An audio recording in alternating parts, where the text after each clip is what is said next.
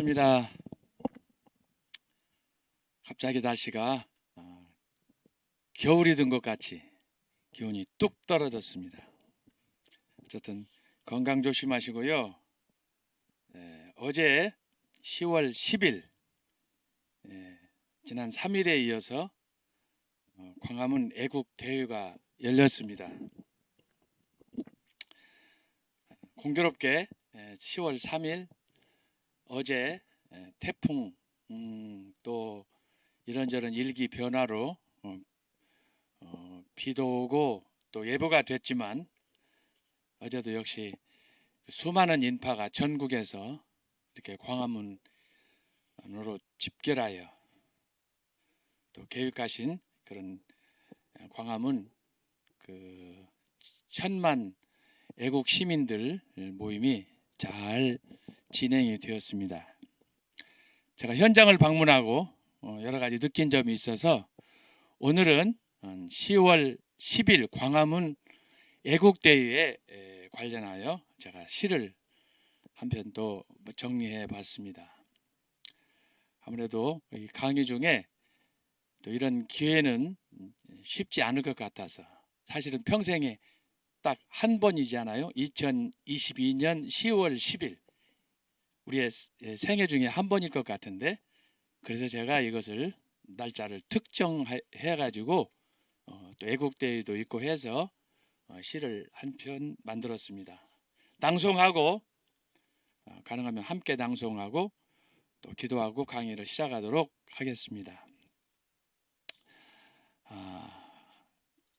10월 10일 광화문 애국대회 예수한국 복음통일 광화문 집회에 붙여 온 사방은 오색빛 황금 물결로 10월 9일 한글날 10일 월요일 대체 연휴 기상청의 일기예보는 구름 낀 하늘에 남쪽에서 불어오는 태풍의 온종일 비. 하지만 예보에도 불구하고 광화문의 애국집회 이승만 광장에서 시청까지 미국의 성조기와 태극기를 손에 들고 애국시민 수십만 명의 인파 오직 예수한국 복음 통일을 위한 함성으로 모두가 한 마음으로 주여 1950년 6월 25일 전후 72년 삼천리 반도 금수강산 이 땅 지켜주소서 이 땅 평화 주소서 기도하겠습니다. 하나님 아버지 감사합니다. 10월은 황금의 계절 오곡이 물어 익어가는 이 복된 계절 어제 10월 10일 저희들은 애국운동을 위하여 전국에서 1000만 우리 애국 시민들이 모여 하나님께 예배를 드렸습니다. 감사한 것은 우중에도 또 이렇게 전국에서 많은 우리 성도들 뿐만 아니라 애국 시민들이 함께하여 성대한 그런 집회를 마쳤습니다.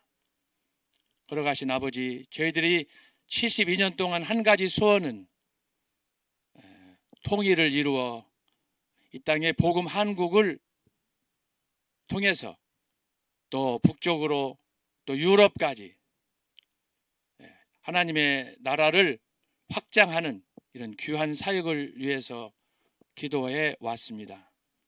하나님 아버지 허나 저희들의 뜻과 달리 여전히 남북은 대립 중에 또 원치 않는 전쟁이 또 이렇게 러시아와 우크라이나 간에 또 이곳저곳에서 국제 간의 분쟁과 갈등이 고조되고 있습니다. 걸어가신 아버지 속히 이 땅에 평화 주시고 오직 하늘로부터 임하는 참된 자유가 온 땅에 물들도록 특별히 이 10월 아름다운 계절과 더불어 임할 수 있도록 역사하여 주시옵소서. 저희들이 기도하고 간구하지만 여전히 어둠의 세력들은 저희들을 노략질하고 도전하고 특별히 하나님의 나라 이 왕국을 훼손하는 일에 몰두하는 일에 저희들을 깨어 근신하게 하시고 주께서 저희들에게 주신 귀한 소명을 잘 감당할 수 있도록 은혜를 더하여 주시옵소서. 무엇보다도 믿는 자들에게 믿음의 믿음을 더하시고 에레미야와 같이 나라와 민족을 위해서 눈물로 기도하는 오늘 이 시대에 하나님이 사람들이 되게 하시고 무엇보다도 이 어려운 때에 광화문 광장에 수십만의 인파를 이렇게 앞에 놓고 연설하며 말씀으로 권면하는 심지어 대정부와 관련해서도 또 심지어 저 적대국인 북한을 향해서도 평화의 메시지를 계속해서 던지는 우리 전광훈 목사님을 주께서 높이 세워주시고 특별히 건강 주셔서 오늘 이 시대에 누구도 감당할 수 없는 이 사명을 잘 감당하도록 역사하여 주시옵소서. 이 시간에도 심히 연약하고 부족한 종이 이렇게 또 강단에 섰습니다. 준비한 말씀들 잘 전달할 수 있게 하시고 여전히 얼굴을 볼 수 없는 이 비대면 강의지만 우리가 강의를 통해서 하나님의 그 마음을 이해하고 또 저희 또한 마음을 모아 하나님께 헌신할 수 있는 이런 은혜와 축복의 시간이 되도록 도와주시옵소서. 이제 시작하겠사오니 마치는 시간까지 주께서 하는 사람, 듣는 사람 우리 모두에게 성령으로 역사하여 주시옵소서. 모든 것 주님께 맡기오며 예수님의 이름으로 기도하옵나이다. 아멘.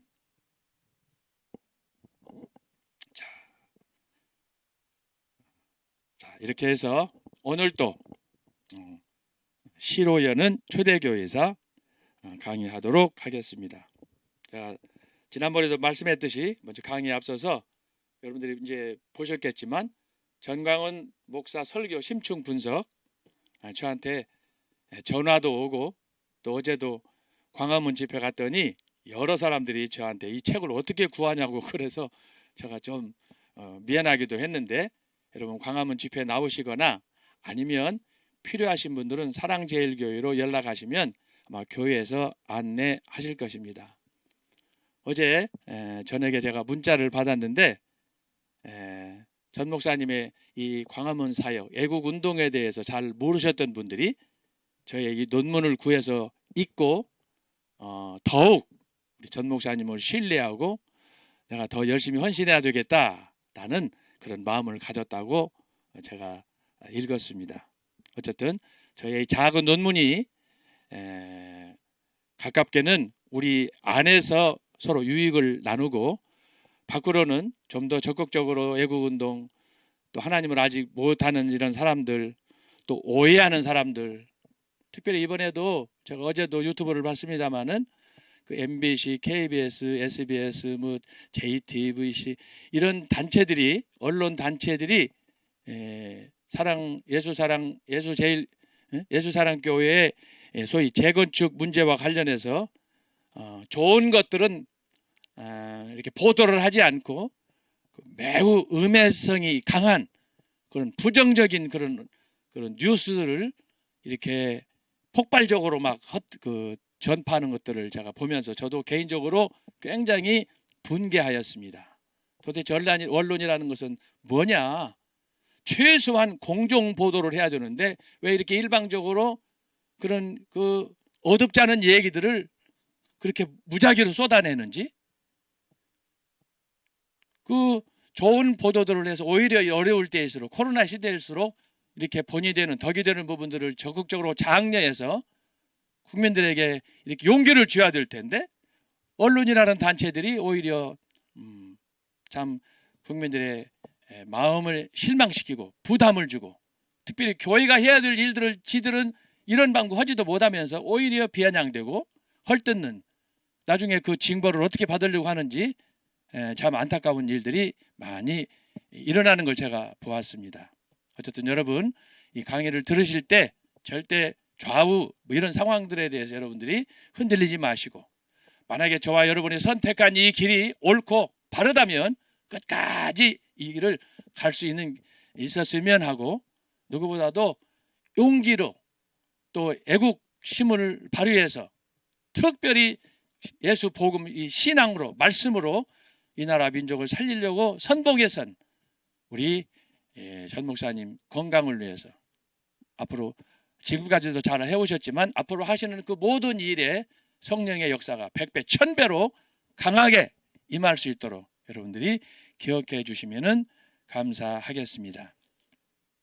그리고 말씀드렸지만 저의 강의와 관련해서 제 책 만화 초대교회사 여러분 참고해 주시면 감사하겠고, 좀 더 구체적인 걸 원하시는 분들은 저의 책 초대교회사를 구해서 이렇게 보시면은 도움이 많이 되겠습니다. 자, 오늘은 지난 시간에 이어서 초대교회의 순교 신앙에 대해서 제가 말씀을 드리려고 합니다. 자, 이 초대교회의 순교 신앙을 제가 간략하게 어떤 상황에서 전개되었는가 하는 것을 말씀을 한 5분 안에 드린 다음에 강의하도록 하겠습니다. 제가 지금까지 강의한 것 내용들이 많이 있는데 지난 시간에 강의한 내용을 정리합니다. 초대교회 4대 기둥입니다. 초대교회 4대 기둥, 500년의 역사를 4가지 기둥으로 엮어서 제가 여러분에게 정리하는데, 이것은 어느 책에도 없는 제가 그동안 30년 동안 연구해가지고 제가 정리한 저의 독창적인 내용입니다. 첫 번째, 초대교회를 이해하려면 가장 중요한 거예요. 그 어떤 것보다 강조되어야 될 부분이 뭐냐? 성경의 정경화예요. 정경화. 대부분의 사람들이, 교수들도 그렇고 역사를 공부한 사람들도 그렇고 이걸 다 망각하고 있어요. 예수 그리스도의 승천 이후 지금까지 2000년이 지났는데 초대교회를 이야기하면은 뭐 구제하라, 전도하라, 뭐 기도하라 다 옳은 얘기예요. 그렇지만 가장 원천적으로 중요한 게 뭐냐? 성경이 없는 기독교는 없다라는 거예요. 그것을 바로 초대교회가 우리에게 만들어서 우리에게 제공해 주었어요. 만약 우리가 2000년 전 초대교회로 돌아간다면 성경 한 권만 해도 두루마리를 엮어가지고 마차에다 싣고 다니면서 마태구만 하나만 하려고 해도, 그러나 지금은 인쇄술이 발달하고 종이가 나오고 이렇게 하는 바람에 우리는 성경 66권을 딱 손 한 권, 왼손이든 오른손이든 손에 딱 잡을 수 있도록 이렇게 만들어 주었습니다. 이거요 사실은 대박 중에 대박이에요. 성경 66권 쪽복음도 아닌 그것도 또 구약과 신약이 하나로 합쳐서, 거기에 요즘에는 또 인쇄술이 발달해가지고 찬송가까지, 그래서 한 4, 5만 원 주면은 신구약 성경 또 찬송가까지 합봉으로 구할 수 있잖아요. 이거 얼마나 감사한 일입니까? 지금도 저 북한이나 중국에서는 성경을 구할 수 없어가지고 그렇게 좀 애쓰는 사람들이 많이 있는데, 저와 여러분은 얼마나 그렇다고 우리가 뭐 특별히 신앙생활을 잘하고 기도도 많이 하고 뭐 봉사도 많이 하고 그런 거 아니잖아요. 하나님이 저와 여러분에게 이런 큰 은혜를 주셨습니다. 그래서 초대교회 500년을 생각하면 가장 먼저 생각할 것은 성경을 정경으로, 여러분 정경이라는 걸 제가 말씀드렸죠. 성경, 우리가 가지고 있는 성경 외에 가경과 외경이 있다고 그랬어요. 이것은 성경에 채택되지 않은 소위 우리식으로 심하게 말하면 찌라시 같은 거예요. 이것을 초대교회 교부들이 성경을 편집하는, 정경으로 채택하는 과정에서 기도하면서 결정해가지고 현재 66권을 정경으로 만들어 준 거예요. 만약 이거 다 들어가서 보세요. 이거 성경도 아닌 것들 들어가면은 요즘에도 사이비들이 목소리가 큰 것처럼 이거 들어가 놓으면 나중에 골치 아플 거예요. 그런데 초대교회 교부들이 어떻게 우리의 그런 필요를 알았는지 성경을 정경으로 66권 딱 묶어서 우리에게 전수해 주었습니다. 이것은 역사가 진행되는 과정에 계속해서 검증된 것입니다. 그래서 여러분이 성경을 읽고 또 우리가 성경을 사랑함으로 계속 묵상하고, 그 묵상하는 정도가 우리는 대부분 일상적이지만, 제가 말씀드렸지만 우리 영맥 정강 목사 같은 경우에는 이것을 벌써 중학교 3학년 때, 고등학교 때 군대 갔다 와가지고 삼각산 가서 기도하면서 그걸 말씀의 은혜를 입어가지고 세상에 제가 이걸 선물로 목사님이 주셔가지고 집에 가서 읽다가 내가 충격을 받았다는 거 아닙니까? 도대체 이런 탁월한 성경의 묵상의 그 말씀에 그것을 어떻게 이렇게 일목요연하게 말씀표로 쭉 정리해가지고 이렇게 강의할 수가 있는가? 내용 하나하나마다 참 진국이라고 제가 말씀을 드렸잖아요. 제가 교수고 박사고 목사고 하지만 제가 그걸 대하면서 얼마나 마음속으로 자책했는지 몰라요. 야, 그런 면에서 전광훈 목사님은 특별히 준비된 분이다 라고 제가 말씀드리는 거예요.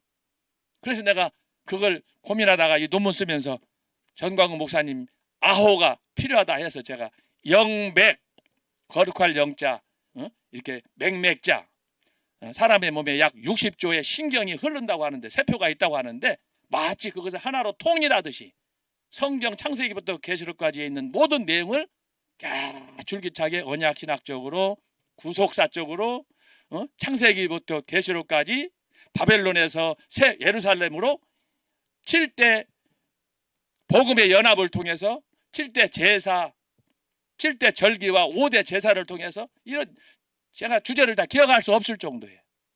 그 말씀표를 통해서 하나님께서 전 목사님께 은혜를 주심으로 전 목사님이 그걸 또 잘 정리를 했어요. 제가 그걸 보면서 참 기가 막히게 도전을 많이 받았다는 거 아니겠습니까? 바로 그 성경이에요. 그래서 단순히 하나님 우리에게 성경을 준 것으로만 우리가 감사하면 되지 않고 사실은 모두가 다 저와 여러분이 깨어서 전 목사님 수준은 아닐지라도 그래서 좀 말씀을 사랑하고 말씀의 깊이를 이해하고 할 수 있는 그런 영적으로 성숙한 그런 사람이 되어야 될 줄로 믿습니다. 그래서 초대교회 4대 기둥 많이 있지만 그중에 가장 중요한 것은 성경의 정경화다. 두 번째는 뭐였습니까? 성경의 정경화가 나왔지만 여러분 성경은 한 권인데 교단이 지금 한국에 몇 교단입니까? 전 세계적으로 또 이단은 얼마입니까? 그 모든 그 부류에 뭐가 있느냐? 정통신학이 있습니다. 정통신학. 결국은 기독교 2000년사의 역사는 뭐냐? 이 정통과 이단이에요. 이단 사이비. 그런데 이 정통신학을 논쟁하는 가운데서 왜 이렇게 이단과 사이비가 많느냐? 성경을 지멋대로 해석하는 거예요. 지멋대로. 내가 복음이라고 그러잖아요. 지 마음대로. 이놈들은 다 나중에 미친놈들이 되는 거예요. 그래서 여러분이 성경은 한 권이지만 그것을 해석하는 사람들이 너무너무 교단 따라 학교 따라 많기 때문에 서울에 말해도 신학교가 한두 개가 아니에요. 무인가까지 하면 한 200여 개 될 거예요. 인가받은 학교, 소위 대학원, 대학, 신학대학 포함해서 해봐야 한 20, 30개 될 텐데 그 학교들이 왜 그렇게 많으냐? 신학이 다른 거예요. 여러분 장로교 안에도 교단이 많잖아요. 뭐 합동측, 동합측, 대신측, 고신측, 뭐 성경측. 그 왜 그렇습니까? 바로 신학의 성경을 보는 그 학문적 관점이 다르기 때문에 그래서 교단이 갈라지는 거예요. 그중에 대부분은 뭐냐? 정치적으로 지가 좀 총이랑 해먹으려고 그러다가 교단을 분리하고 그래서 여러분 외국에서는 볼 수 없는 교단이 난립상이 한국교회에 너무너무 심각한 거예요. 통탄하지 않을 수 없어요. 그런데 엄밀히 말하면 성경이 하나면 정통신학, 바른신학도 하나가 돼야 되는데 그렇지 않다는 거야. 이게 뭘 얘기합니까? 결국 이 신학 속에는 인간의 철저한 자기 부패와 타락이 이 교만이 마음속에 있기 때문에 목사들이 신학교 다닐 때 평소에 교회 다닐 때는 아주 겸손하지만 신학하고 목사 안수 받으면 목이 곧아져. 그러다 보니까 이렇게 한국 교회는 유독 교단의 분열이 심하고 그러다 보니까 서로 싸움도 많아고 총회 가보면은 그 총회 개요는 날 성찬식을 해가지고 한 몸 되겠습니다. 사랑하겠습니다. 해놓고는 대판 싸우고 교단이 갈라져. 바로 이 신학 문제 때문에 이제 그런 문제가 발생하는데 어쨌든 초대교회는 성경에 기초한 바른 신학 이것을 정통신학이라고 하고 있는데 이 정통신학을 잘 정리해 줬다. 그래서 제가 지난 시간에 말씀했잖아요. 정통신학을 위해서 했던 4번에 걸친 소위 교회의 회의가 있었다. 그게 뭐예요? 325년에 니케아, 381년에 콘스탄티노플, 그 다음에 431년 에베소, 451년 칼케톤. 이 4개의 공의회를 통해서 정통과 이단을 정리하는, 구분해주는, 확립하는 그런 신학을 만들어 주었다. 그래서 여러분이 반드시 알아야 될 것은 325년, 381년 콘스탄틴, 431년 에베소, 451년 칼케톤. 이것이 그 이후 지금까지 2022년 현재까지 이 신앙 전통이 지금 내려오고 있습니다. 그만큼 중요한 거예요. 그래서 결국은 초대교회는 뭐냐? 오늘 우리에게 바른 신학이 뭐냐 하는 것을 그대로 정립해서 계승해 줬다라고 하는 거예요. 세 번째는 뭐였습니까? 예배와 저희 교회에서 어떻게 생활해야 되느냐? 규범, 정치, 이런 것들이에요. 그래서 어떻게 우리가 예배를 드려야 되느냐? 찬송을 어떻게 해야 되고, 기도를 어떻게 해야 되고, 설교를 어떻게 해야 되느냐? 그런 예배와 규범, 절기 말하는 거예요. 절기, 부활절, 크리스마스 이런 절기들을 어떻게 해야 되며, 정치가 뭡니까? 어떻게 집사를 뽑고, 어떻게 장로를 세우고, 어떻게 목사를 뽑아야 되느냐라는 정치 부분이에요. 이것을 초대교회가 지금부터 2000년 전에 만들어준 거예요. 이때의 모든 원리는 단순했어요. 예배 순서도 단순했어요. 사위 보고, 기도하고, 설교하고, 통성기도하고, 헌금하고. 한국 교회는 예배 순서를 보시면 한 10대까지, 어떤 때는 한 20가지도 더 돼. 막 이것저것 많이 넣는 거예요. 한국 사람들은 외국에도 보니까 그러더라고. 그래서 그것을 다 전시효과로 보는 거예요. 여러분, 하나님 앞에 드리는 예배는 전시효과가 아니에요. 신령과 진정으로 하나님 앞에 예배 드리면 되는 거예요. 그래서 예배는, 초대교회는 단순할수록 좋다고 하는 거예요. 너무 너전하게 막 들어가고. 그래서 이 사람들은 이 초대교회 때 특별히 강조한 것이 뭐냐? 말씀이에요. 말씀. 이 강조했던 것이 사도행전 1장에 보면 나오잖아요. 예수님 승천하신 다음에 500여 무리가 감람산 밑에 내려와가지고 마가 다락방에 있는데 얼마나 마음이 허전하겠습니까? 예? 거기에 또 많은 그 무리들이, 이방인들도 있었을 텐데, 그때 베드로가 사도행전 1장 이후 계속 설교를 보면은 계속해서 강조한 것이 말씀이에요. 말씀. 말씀의 핵심은 뭐냐? 너희들이 죽인 예수 그리스도, 십자가에서 못 박아 죽인 예수 그리스도, 그분이 부활했다. 그러고 나서 그들에게 회개를 촉구하는 내용이에요. 그리고 이제 여기 초대교회 때 예배와 규범과 정치. 여러분, 초대교회 때는 하나님 말씀에 순종하지 않으면 즉각적으로 하나님이 심판을 내렸어요. 지난 시간에 말씀했죠. 첫 번째 사례가 뭐라고 그랬어요? 어떻게 헌금하느냐? 아나니아와 삽비라 사건이에요. 여러분, 그런데 지금은 하나님께서 인내하심으로, 기다리심으로, 오래 참으심으로 징계를 안 하니까 이 사이비 이단들이 너무너무 설쳐.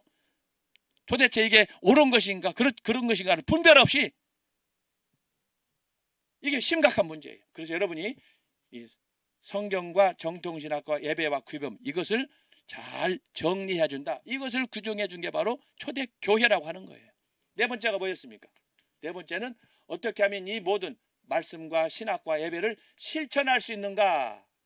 실천, 이건 전도라고 그랬잖아요. 전도. 아무리 우리가 성경을 잘 알아도 신학에 박박사가 되고 예배를 잘 드려도 밖에 나가서 전도하지 않으면, 야고보가 얘기한 거예요. 행함이 없는 것은 죽은 거예요. 또 예수님의 지상 명령이 뭐예요? 마가복음 16장 15절, 또 마태복음 28장 19절로 20절, 사도행전 1장 8절. 한마디로 말하면 땅끝까지 나가서 전도하라, 선교하라, 제자 삼으라 라고 하는 거 아니에요. 그래서 마지막, 이거 안 하면 기독교는 죽은 공동체예요. 그래서 우리가 이 예수님의 지상 명령을 실천하기 위해서는 전도해야 되고, 전도를 하기 위해서 하는 것이 뭐냐? 그래서 교회를 세우는 거예요. 그래서 교회 설립이 필요한 거예요. 교회 설립. 그래서 선교가 필요한 거예요. 왜 우리가 힘든데도 저 중동에 가고 북한에까지 가고 저 중국에 가고 아시아 여러 나라들 그 미개발 국가들한테 가고 어려운 때인데도 불구하고 그 많은 재산을 투자해 가면서 병원 세워주고 학교 세우면서 그렇습니까? 한 달 전에 제가 오랜만에 우리 제자들을 만났더니 캄보디아에다가 학교를 세운다는 거예요. 그래서 어떤 목적이 있습니까? 그랬더니 벌써 신학교 졸업하고 한 25년 전에 신학교 졸업하자마자 가가지고 그곳에서 사역을 했는데, 야, 이 얘기 들어보니까 참 제가 얼마나 은혜가 되고, 또 제자가 나이 들어가지고 그때는 학생과 사제간에 만났는데 이번에 만나서 보니까 아이고, 그 제자 중에 한 분은 저보다도 나이가 더 많아. 물론 이제 몇 분은 이렇게 나이가 대부분 어리지만은, 야, 근데 가가지고 여러분, 집안에서 밥 먹는 것이 좋습니까? 낯선 곳에 가가지고 교회지면서 고생하면서 굶어가면서 금식하면서 그 말도 안 통하는 데 가서 생활하는 것이 좋겠습니까? 왜 그렇게 합니까? 예수님의 실천, 복음의 실천, 전도하고 땅끝까지 복음을 전해서 제자 삼는 사역을 위해서 그렇게 하는 거예요. 그렇지 않습니까? 그래서 만약에 우리가 성경을 잘 알아, 성경을 달달달 외우고 박사가 되고 뭐 신학도 알고 뭐 다 성경에 있는 것처럼 이 성경과 신학과 예배 규범 이런 것들이 다 머릿속에 담아가지고 산을 옮길 정도로 아주 해박하다. 그러나 실천, 전도하지 아니하고 뭐 이렇게 사람의 영혼을 위해서 실천적으로 살지 않으면, 교회 봉사 선교하지 않으면 이것들은 다 필요가 없는 것이 되는 거예요. 그런 면에서 실천은 뭐냐? 신앙의 꽃이요 열매다. 제가 지난 시간에 말씀했잖아요. 자, 그런데 오늘 제가 드리려고 하는 건 뭐냐? 지난 시간에 실천 중에 전도와 교회와 선교를 말씀했는데, 지난 시간에 마지막에 제가 여러분에게 드렸던 말씀이 뭐냐 하면은 그 초대교회 사람들이 순교 신앙으로 살았다라고 하는 거예요. 순교 신앙.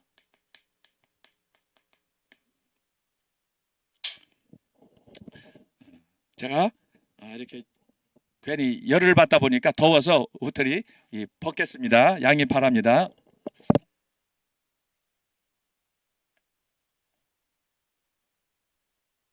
자, 그래서 여러분, 오늘 강의를 위해서 내가 별도로 또 강의를 준비를 했습니다. 이것은 제가 30년 동안 총신대에서 신학대학원에서 초대교회사, 중세교회사, 종교개혁사, 근현대교회사 이렇게 많이 청교도 뭐 다 강의했지만, 지난 시간에 말씀한 것처럼 제가 지금 얘기하는 이 실천과 이 순교와 관련해서는 제가 여러분에게 처음으로 공개하는 것입니다. 여러분이 참고해 주셔서 이걸 잘 아시고, 그래서 오늘은 제가 강의안을 별도로 2개를 만들어서 올렸습니다. 자, 2개 올렸는데 다른 걸 한번 띄워주세요. 이거 말고.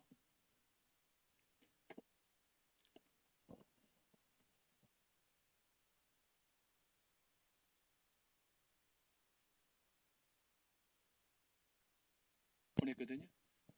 이거 말고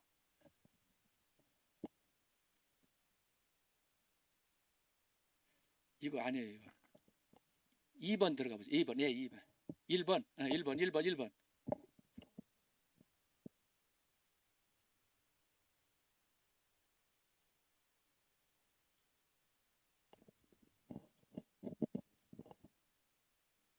제일 위로 올려보세요. 예. 아닌데 아까 똑같은 건데 이거 말고 다른 거라고 그랬는데.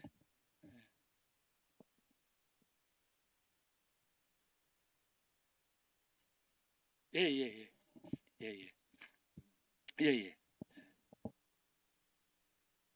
자, 여기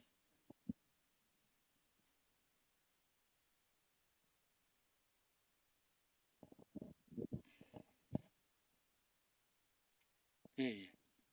됐어요? 예. 자, 여기 보면 초대교회 순교 신앙이다 이렇게 됐습니다. 시간을 절약하기 위해서 제가 이걸 읽으면서 하도록 하겠습니다. 이걸 설명하려면 시간이 많이 걸려요. 사실은 초대교회 순교 신앙은 초대교회 500년에 있어서 가장 중심되는 코어 팩트예요. 그만큼 제가 아끼는 거고 사실은 이거 할 때는 그냥 총신대 같은 경우는 신학대학원 대강당에 1000여 명씩 신대원생들 모아놓고 이거 하면요 학생들이 막 울어요. 진짜 제가 가장 아끼는, 그래서 오늘 여러분들을 위해서 내가 별도로 오늘 이거 준비했다고 그러잖아요. 여러분 이걸 잘 보셔서 제가 이걸 할 테니까, 시간이 없어서 이걸 다 하면은 뭐 이번 학기 다 가버리니까 지금 한 2, 3주 정도 점점 강의가 늦어지고 있는데, 그래서 여러분이 이해하셔서 이걸 빨리빨리 읽고 따라오시면 좋겠습니다. 자, 시작합니다.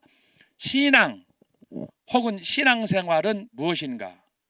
사람마다 종교를 따라 정의가 다를 수 있지만 기독교는 창조주 여호와 하나님, 그분의 독생자 예수 그리스도와 그분의 구원 역사, 즉 십자가의 역사적 사건을 믿고 의지함, 그분의 말씀을 순종하여 그분을 따르는 것입니다.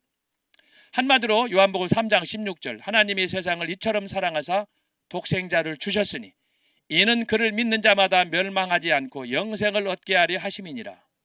요한복음 17장 3절, 영생은 곧 유일하신 참 하나님과 그의 보내신 자 예수 그리스도를 아는 것이니이다.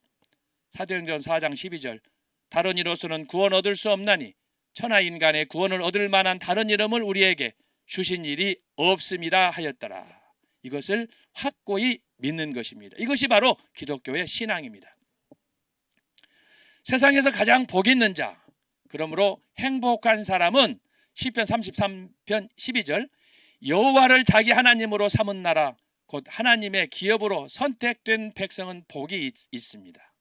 그리고 시편 144편, 여호와여 사람이 무엇이기에 주께서 그를 알아주시며 인생이 무엇이기에 그를 생각하시나이까? 사람은 헛것 같고 그의 날은 지나가는 그림자 같으니이다. 이러한 백성은 복이 있나니 여호와를 자기 하나님으로 삼은 백성은 복이 있도다. 자, 이것을 시편 1편에서는 이렇게 얘기합니다. 복 있는 사람은 악인들의 꾀를 따르지 아니하고 죄인들의 길에 서지 아니하며 오만한 자들의 자리에 앉지 아니하고 오직 여호와의 율법을 즐거워하여 그의 율법을 주야로 묵상하는도다. 그는 시냇가에 심은 나무가 철을 따라 열매를 맺으며 그 잎사귀가 마르지 아니함 같으니 그가 하는 모든 일이 다 형통하리로다. 그래서 기독교 신앙의 기초가 뭔가를 제가 말씀을 드렸습니다. 2번, 신앙의 목표, 그리스도의 형상 회복입니다. 자, 이 모든 시작, 믿음의 시작은 예수 그리스도를 믿는 것, 그 믿음에서 출발합니다. 그러면 그 믿음이란 어디서 오는가? 로마서 10장입니다. 그러나 그들이 다 복음을 순종하지 아니하였도다. 이사야가 이르되 주여 우리가 전한 것을 누가 믿었나이까 하였으니 그러므로 믿음은 들음에서 나며 들음은 그리스도의 말씀으로 말미암았느니라. 그러나 내가 말하노니 그들이 듣지 아니하였느냐? 그렇지 아니하니 그 소리가 온 땅에 퍼졌고 그 말씀이 땅끝까지 이르렀도다 하였느니라. 그런데 그 믿음은 하나님의 선물입니다.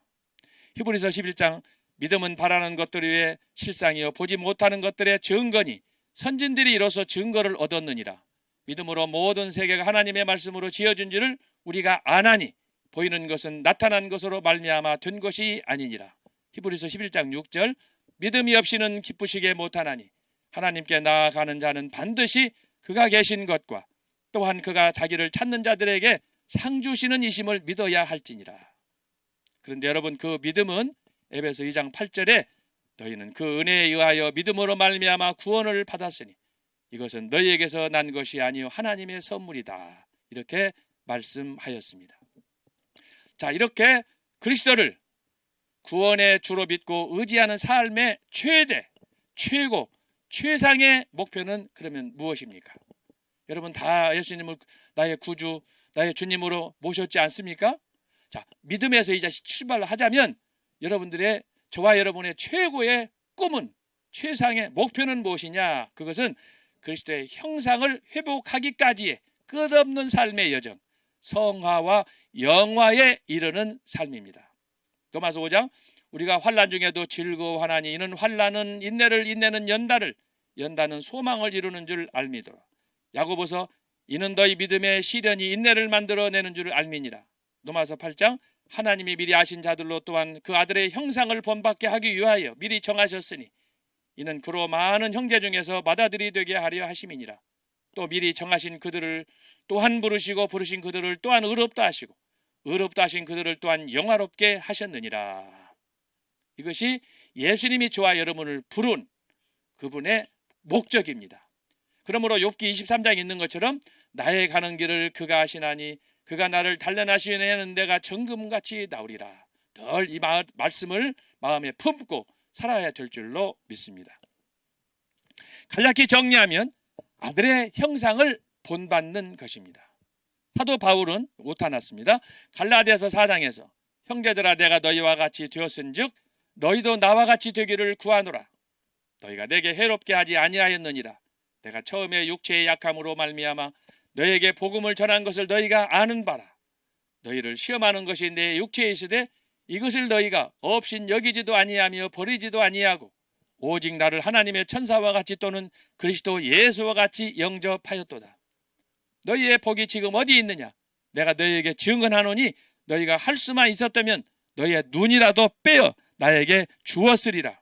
그런즉 내가 너희에게 참된 말을 함으로 원수가 되었느냐? 그들이 너희에게 대하여 열심을 내는 것은 좋은 뜻이 아니요 오직 너희를 이간시켜 너희로 그들에게 대하여 열심을 내게 하려 함이라. 좋은 일에 대하여 열심으로 사모함을 받으면 내가 너희를 대하였을 때뿐 아니라 언제든지 좋으니라. 나의 자녀들아 너희 속에 그리스도의 형상을 이루기까지 다시 너희를 위하여 해산하는 수고를 하노니 내가 이제라도 너희와 함께 있어 내 언성을 높이려 함은 너희에 대하여 의혹이 있습니다. 여기서 중요한 것은 우리의 소명은 하나님께서 우리에게 믿음을 주신 것은 하나님의 백성을 삼아 주신 것은 바로 예수 그리스도의 형상을 본받게 하기 위함이다. 이것이 저와 여러분의 꿈이어야 돼요. 꿈. 매일의 기도 제목이어야 됩니다. 3번 초대교회 신앙 전통. 그것은 바로 순교적 신앙으로 가는 거였습니다. 로마서 8장 자녀임은 또한 상속자 곧 하나님의 상속자요 그리스도와 함께 한 상속자니 우리가 그와 함께 영광을 받기 위하여 고난도 함께 받아야 할 것이니라. 생각컨대 현재의 고난은 장차 우리에게 나타날 영광과 비교할 수 없도다. 사도 바울은 고린도전서 2장에서 내가 너희 중에서 예수 그리스도와 그의 십자가에 못 박힌 것 외에는 아무것도 알지 아니하기로 작정하였음이니라. 갈라디아서 내가 그리스도와 함께 십자가에 못 박혔나니 그런즉 이제는 내가 사는 것이 아니요 오직 내 안에 그리스도께서 사시는 것이라. 이제 내가 육체 가운데 사는 것은 나를 사랑하사 나를 위하여 자기 자신을 버리신 하나님의 아들을 믿는 믿음 안에서 사는 것이라. 갈라디아서 그러나 내게는 우리 주 예수 그리스도의 십자가 위에 결코 자랑할 것이 없으니 그리스도로 말미암아 세상이 나를 대하여 십자가에 못 박히고 내가 또한 세상을 대하여 그러하니라. 17절 이후로는 누구든지 나를 괴롭게 하지 말라. 내가 내 몸에 예수의 흔적을 지니고 있노라. 빌립보서 1장 나의 간절한 기대와 소망을 따라 아무 일에든지 부끄러워하지 아니하고 지금도 전과 같이 온전히 담대하여 살든지 죽든지 내 몸에서 그리스도가 존귀하게 되려 하려 하나니 이는 내게 사는 것이 그리스도니 죽는 것도 유익함이니라. 여러분 이것이 사도 바울의 소원이었습니다. 예수님처럼 십자가에서 운명하는 거예요. 이게 순교의 신앙이라고 하는 거예요. 그래서 이것을 제가 정리했습니다. 한마디로 바울의 십자가 신학이다. 그리스도의 형상 그 정점의 죽음에서 부활하신 승리의 그리스도 만왕의 왕 영광의 주님이 계시는 것입니다. 그래서 그 이하에 여러분 고린도전서 요한계시록은 여러분이 참고하시면 좋겠습니다. 그래서 여러분이 정말 주님께서 원하시는 그런 그 성숙한 삶, 예수님의 삶의 절정은 십자가에서 죄 없이 율법의 저주를 받아 예수님께서 죽으심으로 저와 여러분을 의롭게 그렇게 만들어 주셨습니다. 참 그 은혜를 생각하면 그 십자가의 사랑과 은혜를 생각하면 어떻게 우리가 그걸 다 표현할 길이 없습니다. 그래서 저는 가끔씩 그런 생각을 합니다. 성경을 읽거나 또 말씀을 준비하거나 강의를 준비하거나 어디 길 가다가도 가끔씩 문득문득 그런 생각이 떠올라요. 예수님이 십자가상에서 외쳤던 그 말씀 엘리 엘리 나마 사박다니 나의 하나님 어찌하여 나를 버리시나이까. 예수님의 그 고통 속에 예수님의 그 절규를 접하면 모든 고난이 다 도망가 버려요. 뭐 아프다, 힘들다, 뭐 괴롭다 이런 말을 할 수가 없는 거예요. 그것이 바로 예수님이 우리에게 보여준 십자가의 고난이고, 그 고난을 통해서 저와 여러분에게 자유함을 주셨어요. 우리가 원래는 죄로 인해서 얽매여서 죄의 노예가 되어서 우리가 죽을 수밖에 없잖아요. 우리에게 보장된 것이 뭐가 있어요? 우리는 사망밖에, 저주밖에 없어요. 근데 예수님께서 친히 모든 걸 담당하셔서 죽으셨어요. 그래서 오늘은 저희가 다 찬송가도 복음성가도 했는데 비대면이라 이거 나 혼자 독창하기가 그렇네. 사실은 여러분들이랑 다 같이 우리 정광호 목사님 말씀 이렇게 강의하시다가 찬송을 많이 하시는데 저도 이걸 사실 여러분들하고 함께 좀 헌신하는 마음으로 부르고 싶은데 제가 좀 그렇네. 저 멀리 뵈는 나의 시온성, 오 거룩한 곳 아버지 집, 내 사모하는 집에 가고자 한밤을 세웠네. 저 망망한 바다 위에 이 몸이 상할지라도 이곳은 오늘은 이곳 내일은 저곳 주 복음 전하리. 자, 여러분, 그래서 오늘 정말 하나님께서 여러분에게 예비하신 은혜로 풍성하게 채워주시기를 간절히 기도합니다.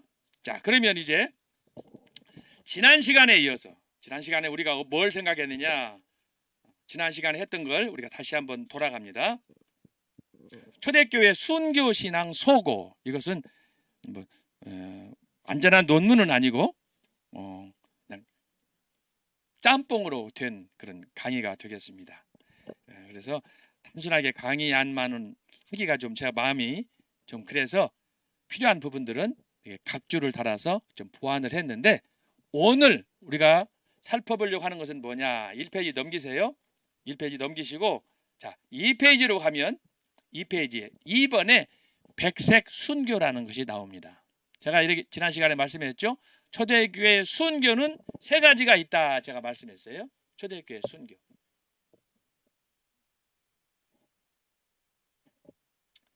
초대교회 순교는 세 가지가 있는데 역시 이것도 일반 책이나 자료에는 거의 없는 것입니다. 제가 극비에 이것을 구해가지고 부분 좀 보완해가지고 거기에 성경도 제가 찾고 또 그렇게 해서 여기다가 설명을 한 것입니다. 자, 그러면 백색 순교.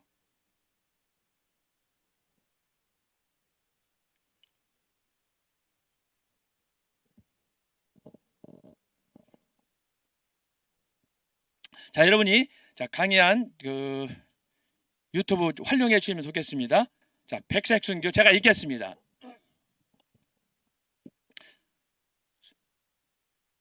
백색 순교는 각자의 생애 동안 주님의 가르침에 따라서 복음에 합당한 삶, 무엇보다도 말씀에 순종하되 이에 반하는 모든 것을 거부하는 것입니다. 다시 말하면 조금 전에 읽었던 사도 바울의 소망, 그리스도의 형상을 담기 위하여 철저한 금욕주의를 실천하면서 그리스도의 삶을 자신의 삶으로 살고자 하는 수도사적인 열망을 가르칩니다. 백색 순교, 수도사적인 삶이다. 수도원에서 여러분 기도원 가면은 기도원에서는 특별히 할 것이 없어요. 한 세 가지 정도 있을까? 자, 하나는 기도하는 거, 또 산상 집회니까 말씀 듣는 거, 그리고 기도와 말씀과 더불어서 금식하는 거. 특별하게 이런 게 없어요. 거기서는 뭐 사치스럽게 뭘 사서 막 배달해 먹고 뭐 이럴 상황이 아니에요. 기도원 가면 요새는 기도원이 좀 많이 변해가지고 호텔식이 됐어요. 그래서 어떤 기도원은 호텔식처럼 잘 해가지고 예약해야 되고 식사도 호텔식처럼 아주 뭐 보통 뭐 5,000원짜리, 6,000원짜리, 8,000원짜리 이런 걸 없어요. 호텔식으로. 그래서 요즘에는 기도원에 어떤 뭐 다 그런 건 아니지만 몇몇 기도원은 가게 되면은 휴식처가 되는 거예요. 휴양소가 돼가지고 그래서 이제 그만큼 이제 신앙생활이 편리해진 거지. 옛날에는 기도원 가면은 아주 거의 죽으려고 하는 것처럼 그냥 금식하고 그냥 그 기도 제목 몇 가지 가지고 응답 받기 위해서 특히 그 말씀 듣기 위해서 얼마나 간절했습니까? 요새는 그런 마음이 없어요. 옛날에는 기도원마다 사람들이 여름 되면은 막 미어 터졌어요. 지금은 사람이 없어요. 옛날에 1970년, 80년, 90년대만 해도 교회마다 기도원이 하나씩 있어야 그게 좋은 교회야. 지금은 애물단지야. 처리할 수가 없어. 오라고 해도 불러도 가지도 않아. 그 대표적인 교회가 순복음 오살리 기도원인데 여러분 보세요. 그런데 정광훈 목사님이 혜성같이 나타나가지고 오살리 기도원에서 성령이 나타난 지표를 시작을 했는데 여러분 그 큰 대강당 그 대성전에 성도들이 꽉 차가지고 은혜를 받고 심지어 장충체육관에서는 장충체육관 생긴 이래 최대 인파가 모였다는 거 아니에요? 한 달 정도 됐나? 보통 이제 기도원 가면 그렇게 말씀 듣고 마음에 그동안 때가 묻었던 거, 세상살이에 지쳐있던 거, 그래서 어떤 면에서 위로받고 영적으로 지쳐있는 삶을 회복하고 그 여러 가지 목적을 가지고 기도 제목 있는 사람은 사업 때문에 자식 때문에 이런저런 가정 문제 때문에 뭐 이런 거 가지고 기도원 가지 평소에 교회에서 기도할 수도 있지만 대부분 기도원 가는 이유가 그런 것 때문에 가는 거예요. 특별한 목적 때문에. 그래서 금식도 하고 또 짝지어서 팀으로 하기도 하고 거기서는 집에 있으면서 신앙생활 할 때처럼 내가 원하는 것대로 다 구해서 입고 먹고 자고 그런 게 아니에요. 기도원 가면 우선 잠자리가 불편해. 대강당에서 다 자리 뻗고 쭉쭉 누워가지고 그냥 그 담요 하나 놓고 거기서 자고 그런데도 그 열기가 여러분 옛날 생각해 보세요. 얼마나 대단했습니까? 자, 그래서 백색 순교는 뭐냐? 그러면 지금 말씀한 것처럼 수도원이나 기도원에서 기도하는 것처럼 모든 걸 내려놓고 오직 하나 주님의 말씀대로 살지 못했던 거 회개하면서 기도하면서 새롭게 결심을 다짐하는 거 또 그중에는 특별한 기도 제목이 있어서 금식하면서 기도하는 거 이런 것 가지고 수도원에 들어가고 기도원에 들어가는 거예요. 그건 호텔이 아니에요. 물론 요즘에는 이제 시대가 바뀌었기 때문에 기도원이 호텔식이 돼서 이제 또 노인들이 많아지기 때문에 그래서 가서 한 며칠 동안 머물면서 때때로 지쳐버린 또 병든 몸을 달래기 위해서 기도하면서 이제 그런 기도원에 가는 그런 분들도 있지만 하여튼 70년, 80년 옛날 그 분위기하고는 많이 달라진 시대에 우리가 살고 있다고 하는 거예요. 그러나 비록 호텔식에 가더라도 중요한 건 뭐냐? 마음을 비우고 그곳에 가서 주님과 더불어 비록 잘 먹고 잘지라도 하나님과의 관계를 회복하고 그래서 지금 말씀하는 것처럼 하나님과 나와의 관계에서 그 관계를 회복하는 그런 마음 자세를 갖는 거예요. 그 대표적인 사례가 뭐냐? 성경에 많이 있지만 모세로 말하면 광야 시대예요. 광야에 미디안 광야 모세가 나갔을 때 그 광야에 아무것도 없어요. 방황하던 그 모세를 하나님이 찾아서 출애굽기 3장 보니까 불꽃 가운데 나타나서 모세를 부르지 않습니까? 심지어 내 발에 신을 벗어라. 신발까지 다 벗는 거 자기 자신을 부정하는 거예요. 그런 의미예요. 그렇게 해서 백색 순교란 뭐냐?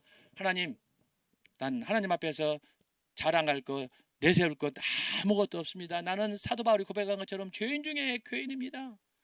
그런 마음으로 절박한 마음으로 하나님 앞에 기도하면서 여기 세 가지를 제가 정리했습니다. 거기 강의 안 보시면 세 가지 네 번째 줄. 자, 이것은 복음적 권고인 청빈, 정결, 순종, 이 절제의 삶을 가르쳐 주는 거예요. 그래서 기도원에 간다, 수도원에 들어간다. 여러분 초대교회 지금 이때 당시만 해도 제가 지난번에 말씀한 것처럼 로마 로마 제국이 기독교를 박해할 때예요. 그때 어디 가서 불평하고 원망할 시간적인 여유가 없어요. 오히려 그들이 카타콤 그 지하 동굴에 들어가 가지고 그곳에서 숨어 가지고 은신하면서 오직 주님과 자기들과의 소통만 있는 거예요. 들통나면 죽는 거예요. 그럴 때 그들의 신앙은 뭐냐? 철저한 청빈, 가난. 청빈은 가난을 얘기하는 거 아니에요? 그 다음에 정결, 순종, 절제.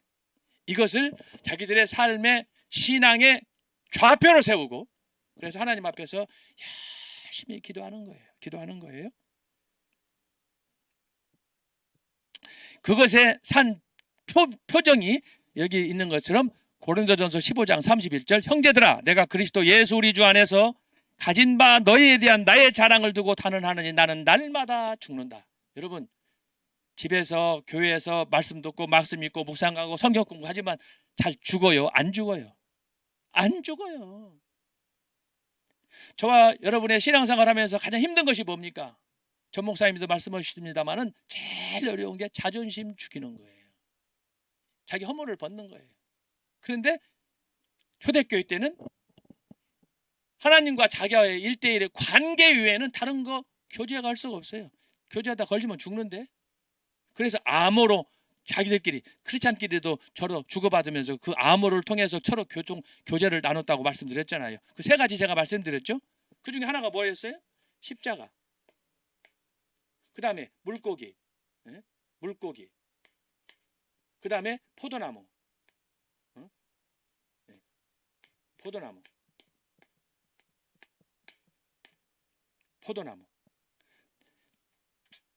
이런 상징문들을 통해서 자기들끼리 서로 주고받으면서 신앙생활을 했어요. 그러면서 개인적으로는 철저하게 절제하고 순종하고 그 다음에 청결하게 자기들의 신앙을 지키는 거예요.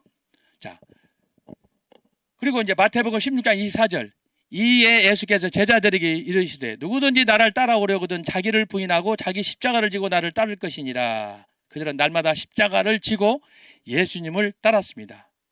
날마다 예수님을 따르며 자아를 십자가에 못 박혀 주님께 순종하는 삶을 살았습니다. 이것이 백색 순교예요.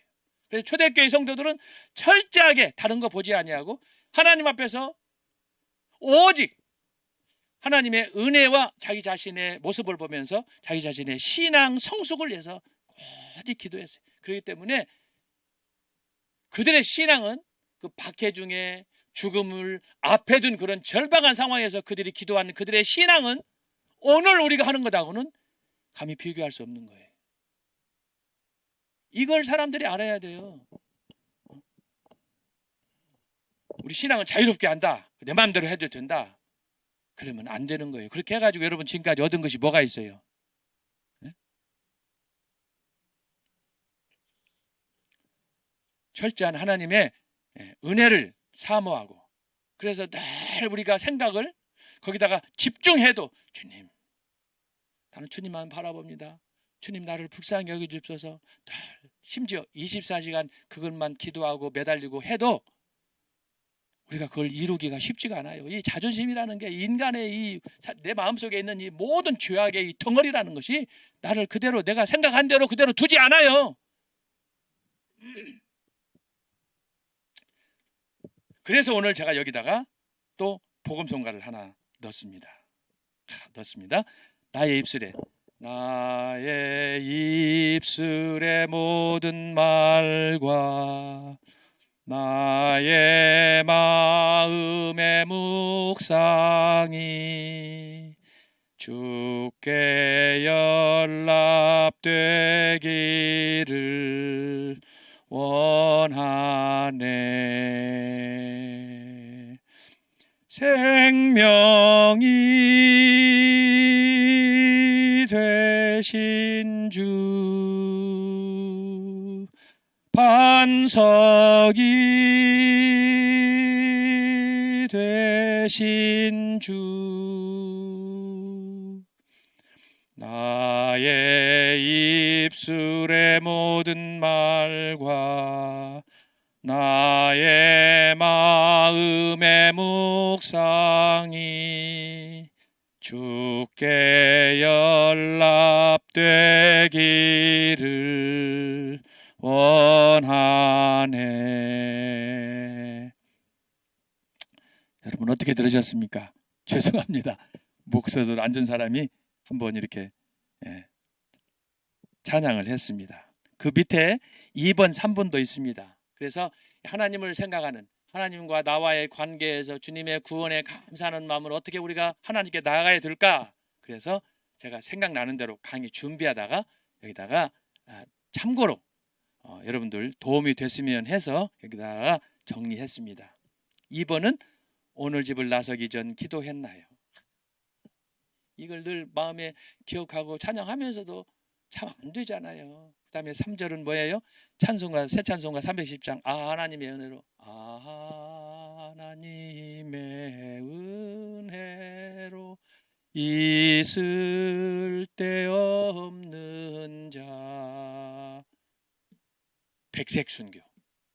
하나님 앞에서 그분이 어떻게 나를 구원하셨는가, 그분의 사랑에 내가 어떻게 봉사할 것인가, 보답할 것인가, 그것만을 생각하는 거야.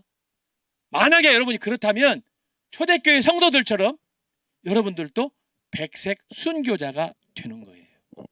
여러분, 순교는 어떤 상황에서도 아름다운 이름이에요. 그렇지 않아요? 순교. 주님을 위해서 우리가 믿음 안에서 죽었다. 얼마나 아름다운 거예요. 그런데 여러분, 백색 순교. 내가 수많은 마음 속에 욕망과 이런 세상적인 도전과 이런 시험들이 무수히 나한테 다가오지만 나는 오직 주님만 바라보겠다. 빌립보서 3장 14절에서 사도 바울이 말한 것처럼 나는 오직 표대를 향해서 달려간다. 주님만 나는 꿈꾼다. 주님만 나의 소망이다. 이런 마음으로 살아간다면 문제는 이 강의를 들으시는 여러분 변치 않기를 바랍니다. 변치 않고 여러분이 지금 말씀한 것처럼 그거 하나만 붙잡고 앞으로 달려간다면 그것은 저와 여러분이 초대교회 성도들하고는 비교할 수 없지만 저와 여러분은 백색 순교자가 되는 것입니다. 그런 면에서 이건 보통 축복이 아닙니다. 여러분 아무나 순교자 되는 줄 알아요? 아무나 이마에 별을 딸 수 있어요?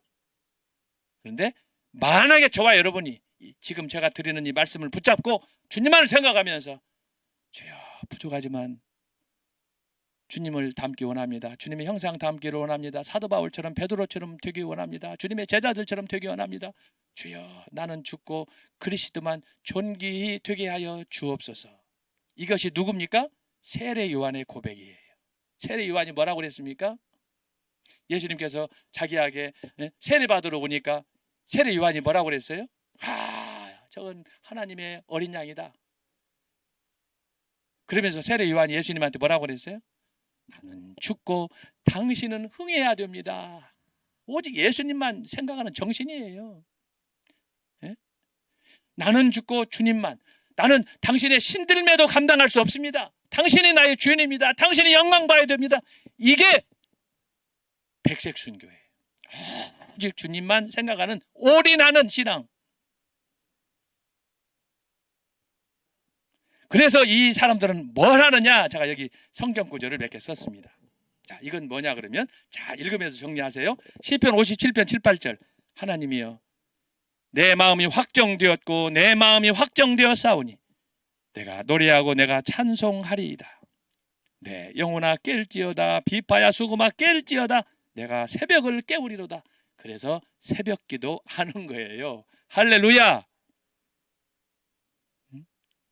내 마음이 확정되고 확정되었사오니 주여 어떤 세상의 유혹과 도전이 있어도 내가 주님만 바라보며 나아가겠습니다. 초대교회 성도가 보여주는 백색 순교. 강의를 들으시는 여러분들 어떻습니까? 여러분들은 이 백색 순교, 초대교회 신앙인들의 이 순교 정신이, 이 신앙이 있습니까? 여러분 이거요, 제가 지금 오늘은 이걸 강의를 다 끝나야 하기 때문에 제가 바쁜데 이것만 하면요, 제가 얘기했잖아요. 총신대 신학대학원 학생들 이거 하면은 미쳐버린다니까. 회개 운동 일어나고 막 통곡하고 난리가 아니에요. 왜? 엉터리로 살거든. 신학교 있을 때는 말씀 배우니까 하면 할렐루야하고는 나가면 다 개판이야. 나가면은 교회에서는 성별하고 교회에서는 장로고 집사고 교수고 목사인데 나가면 다 개판이다 이 말이야. 순교 신앙이 어디가 있어? 백색 순교. 청빈하고 절제하며 순종하고. 그래서 수도원에 갔을 때, 기도원에 갔을 때, 여러분 기도원에 갔을 때 어떤 마음으로 가요? 이번에 은혜 받고 변화되어 와야지, 응답 받고 와야지. 그렇지 않아요. 이것을 여러분들이 잘 붙드는 거, 이것을 초지일관이라고 하는 거예요. 이걸 붙잡고 여러분들이 잘 깨어서 근신하면서, 이게 그렇게 어려운 거예요.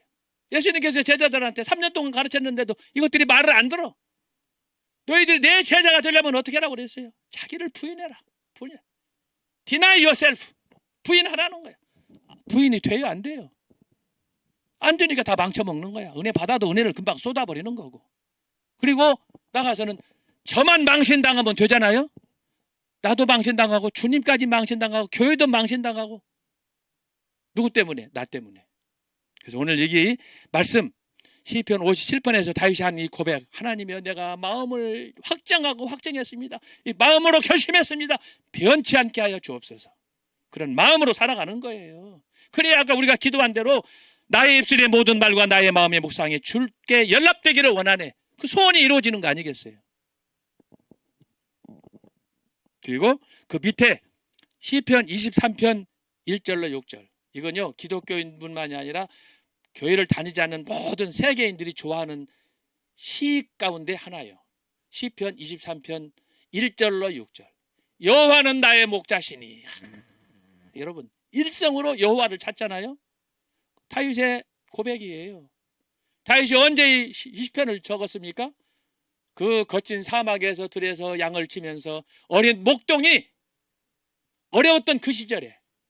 여러분, 제가 이스라엘 성지 여행을 신대원 선생들하고 한 3차례 다녀왔어요. 제가 가면서 제 마음속에 제일로 가고 싶은 것들이 몇 가지가 있어서 창세기부터 계시록까지 있었는데, 그 중에서 성지 이스라엘 그러면 가고 싶은 거 몇 가지 딱 찍었는데, 그 중에 하나가 뭐냐, 도대체 이스라엘에 이렇게 양떼들이, 염소떼들이, 소떼들이, 약떼들이 많아서 그렇게 거친 사막에서 목자들이 양을 쳤다고 그러는데, 도대체 이스라엘의 그 사막지대, 그들이 살고 있는 그 삶의 현장은 어떤가, 그걸 내가 보고 싶었어. 특별히 시편 23편 1절로 6절. 여호와는 나의 목자시니 내가 부족함이 없으리로다. 그래서 그곳을 이제 유대강자 지나가지고 예루살렘에서 막 지나서 이제 성지 여행을 하려고 하면 첫 번째 관문이 예루살렘 교외에 있는 여리고가 있는 이제 그 성으로 내려가는 그 길이 있는데, 그 중간에 유대 광야가 있더라고. 지도상으로 보니까 유대 광야가 뭐냐, 세례 요한이 설교했던 곳이에요. 제가 오래전에 갔었는데 보니까 조그마한 텐트 하나가 있었고, 거기에 두세 명이 거기서 있었는데 커피 팔고 있더라고.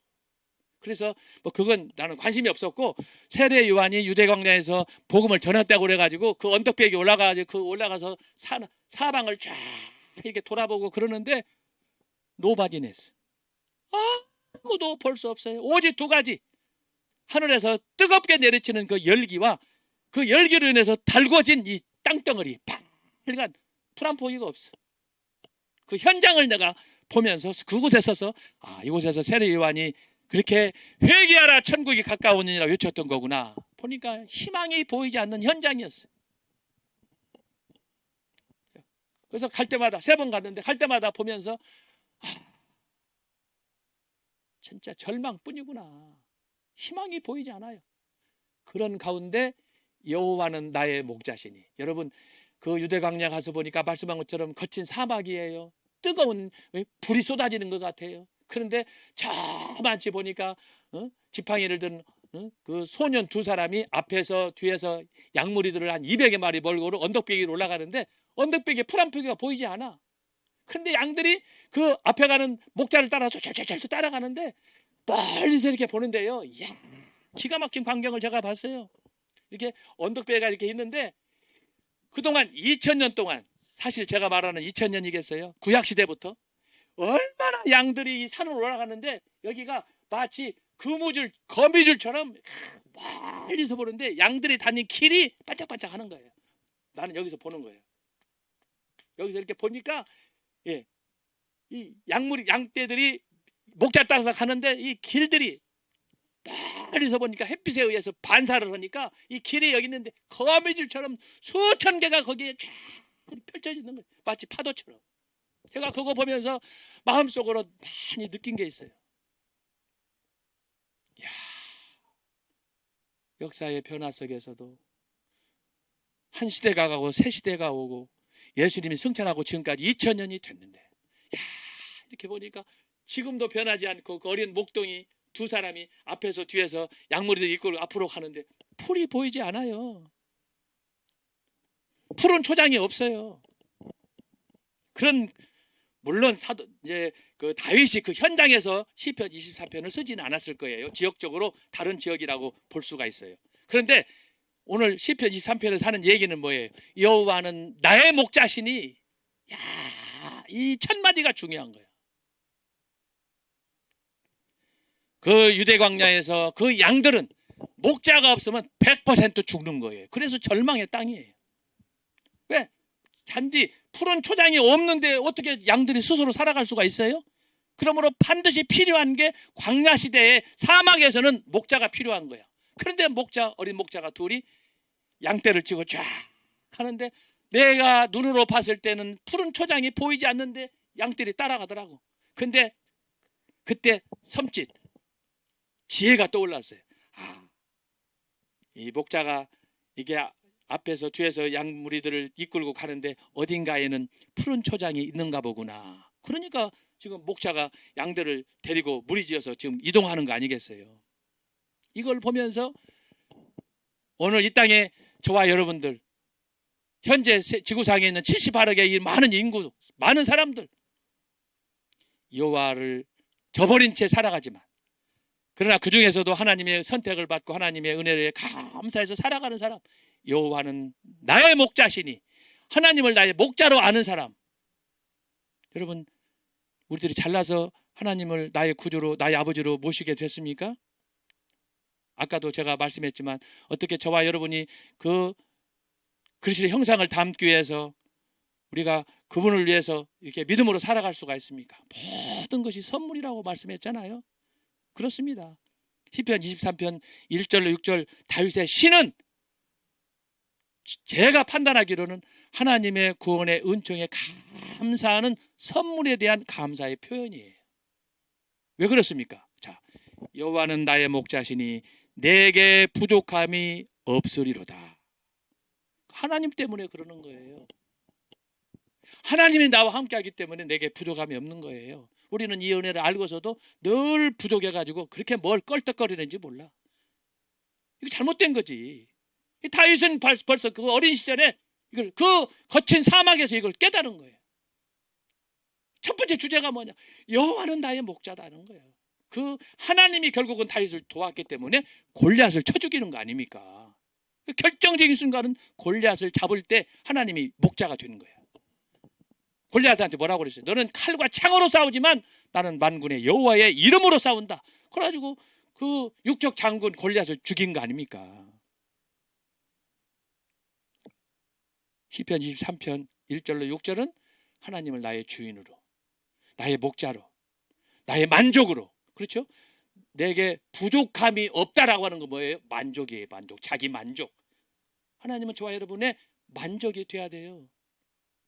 다윗은 이렇게 고백을 했는데 신약성경 보면은 사도 바울은 빌립보서 4장 13절에서 뭐라고 그랬어요?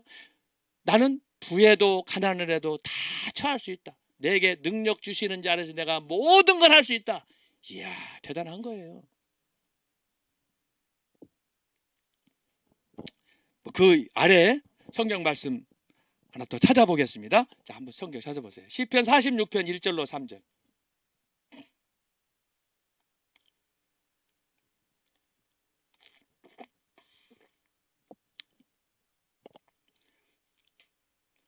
시편 46편 1절로 3절. 이것도 그 성도들이 많은 고난 중에 아주 애송하는 시 중에 하나예요. 아까 시편 23편도 그렇지만 이것도 빼놓을 수 없는 거예요. 다 같이 보겠습니다. 하나님은 우리의 피난처시요 힘이시니 환난 중에 만날 큰 도움이시라. 그러므로 땅이 변하든지 산이 흔들려 바닷 가운데 빠지든지 바닷물이 흉용하고 뛰놀든지 그것이 넘침으로 산이 요동할지라도 우리는 두려워 아니하리로다. 사랑하는 여러분, 하나님이 오늘 이 시편 저자의 고백처럼 저와 여러분에게도 이런 고백이 터져 나오기를 바랍니다. 그렇습니다. 땅이 변하든지 산이 흔들려 바닷 가운데 빠지든지 바닷물이 흉용하고 뛰놀든지 그 어떤 것도 저와 여러분의 신앙을 흔들 수 없도록 그런 신앙으로 나가야 되는 겁니다. 이게 뭐예요? 백색 순교라니까. 지금 순교. 여러분이 단순히 그냥 입으로만 그냥 구호로만 알면 안 되는 거예요. 초대교회는 실제로 이렇게 백색 순교의 정신으로 살았어요. 그들은 성경도 없었어요. 말씀했잖아. 그들은 돈도 없었어요. 뭐 가진 것이 뭐가 있어? 먹을 것이 뭐가 있어? 신앙생활 하나를 위해서 카타콤 지하에 숨어가지고 그나마 그거라도 냉수 마시면서 그들이 그 카타콤 숨어가지고 지하 동굴에서 눈치 봐가면서 성찬식을 했다고 생각해봐요. 성찬식. 제가요 초대교사 쓰면서 얼마나 많이 울었는지 몰라요. 그 도망가가지고 눈치 보면서 숨어가지고 성찬식은 일반 식사가 아니잖아요. 그런데도 저희들은 불만이 많고 말이야. 감사하지 아니하고. 주님이 이런 과정을 통해서 제자들에게 성만찬을 가르쳐 주시고 마지막 당신이 십자가에서 제물로 죽으시고 그렇게 해서 이루어진 것이 저와 여러분의 구원이라는 걸 여러분이 알아야 돼. 그런데 그렇게 원망과 불평이 많아. 원망과 불평이 많아. 뭘 그렇게 갖고 싶어서 달라고 하고 주시옵소서.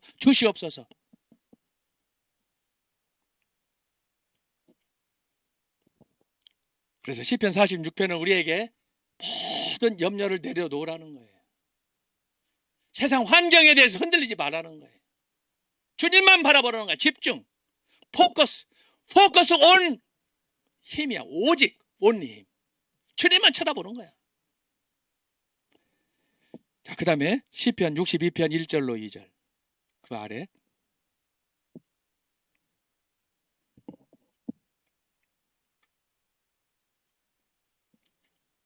자, 나의 영혼이 잠잠히 하나님만 바라며 나의 구원이 그에게서 나는도다. 오직 저만 나의 반석이시오 나의 구원이시오 나의 산성이시니 내가 크게 요동치 아니하리로다. 흔들리지 않는 거예요. 지금 이게 백색 순교야. 이것을 여호수아가 모세의 후계자 여호수아가 뭐라고 그랬어요? 나는 좌로나 우로 치우치지 않는다는 거예요. 중심을 잡고 나가는 거야.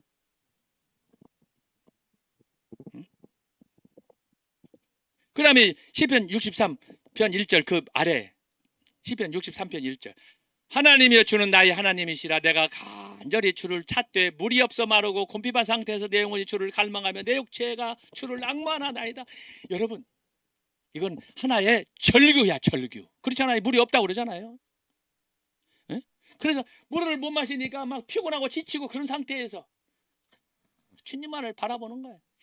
여러분 이게 백색 순교야. 백색. 이런 여러분 지금까지 그런 적 있어요 없어요? 대답해봐요. 한번. 우리끼리니까 한번 소문 낼 일은 없고. 이거 초대교회의 백색 순교를 따지면요 한국 교회는 뭐냐? 여러분 용서하고 들으세요. 다 걸레예요. 걸레. 이거 보통 심각한 게 아니에요. 심지어 목사들 가운데서도 예수님으로 밥 먹고 살려고 하는 사람, 직업으로 하는 사람들이 수천 명이야. 수만 명이야. 이거 다 나가리야. 잘못된 거예요.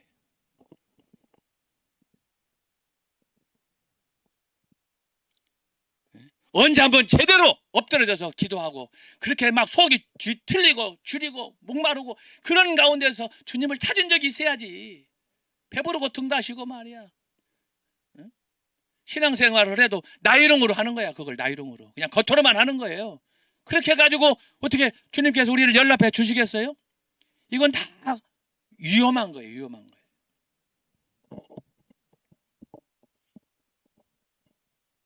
그래서 초대교회는 백색 순교.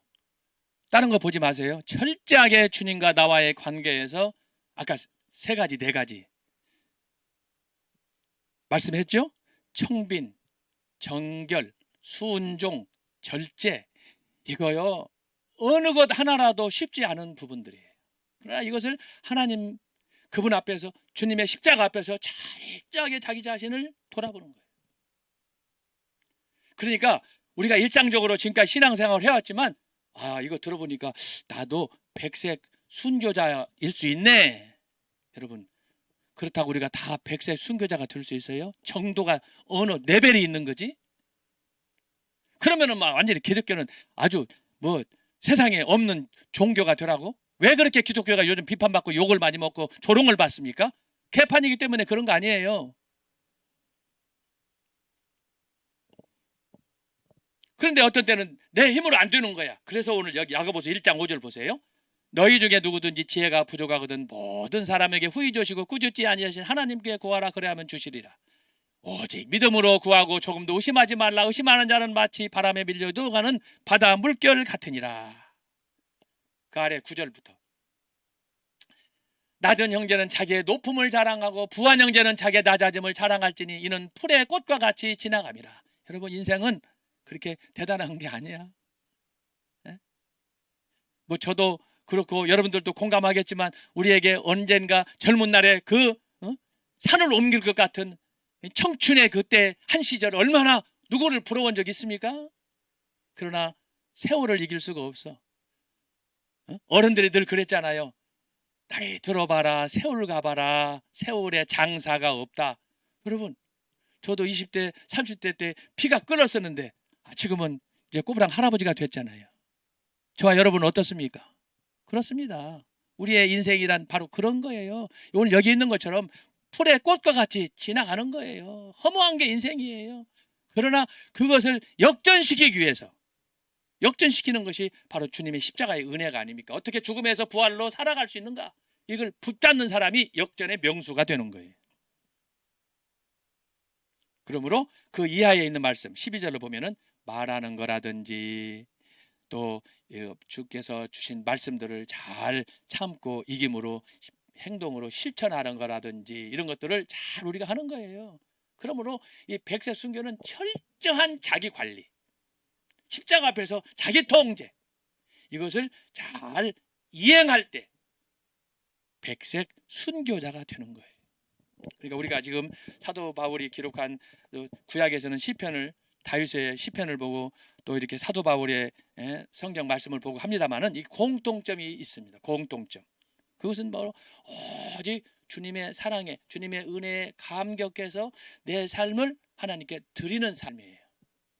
드리는 삶. 디보셔널 라이프야. 온전히 하나님 앞에 드리는 거야.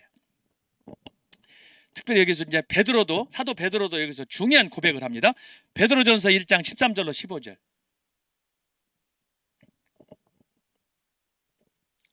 베드로전서 1장 13절로 15절. 자,